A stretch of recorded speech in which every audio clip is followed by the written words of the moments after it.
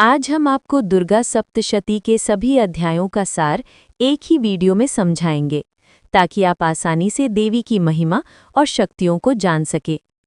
दुर्गा सप्तशती संपूर्ण सारांश। प्रथम अध्याय। इस अध्याय में माता दुर्गा का आगमन और महिमा बताई गई है। मधुकैटभ और महिषासुर जैसे असुरों का विनाश देवी ने किया। माता की कृपा से भक्तों का कल्याण और धर्म की स्थापना होती है। ये अध्याय भक्ति, विश्वास और शक्ति का संदेश देता है। द्वितीय अध्याय। माता दुर्गा के विभिन्न रूपों और शक्तियों का वर्णन है। शुंभ और निशुंभ असुरों का परिचय मिलता है और उनकी नष्टि के लिए देवी की योजना दिखाई गई है। भक्तों की रक्षा और जीवन में शांति के लिए देवी की कृपा का वर्णन है। ये अध्याय शक्ति और धर्म की आवश्यकता को स्पष्ट करता है। तृतीय अध्याय। इस अध्याय में देवी का युद्ध और असुरों का विनाश दिखाया गया है। महिषासुर और अन्य असुरों पर देवी की विजय होती है। भक्तों की रक्षा और धर्म की स्थापना मुख्य संदेश है।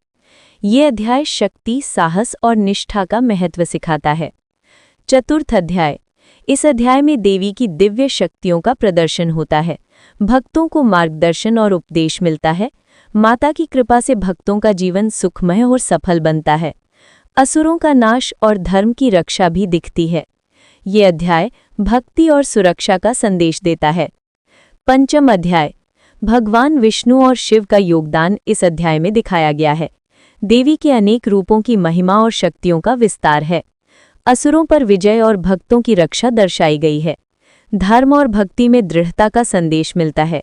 ये अध्याय शक्ति और देवी की कृपा का महत्व बताता है। षष्ठ अध्याय। शक्ति पूजा और भक्तों के जीवन में लाभ इस अध्याय में बताया गया है।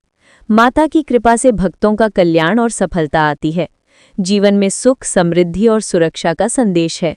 ये अध्याय भक्ति और शक्ति के महत्व को सरल रूप में समझाता है। माता दुर्गा की कृपा से जीवन में धर्म और सत्य की स्थापना होती है।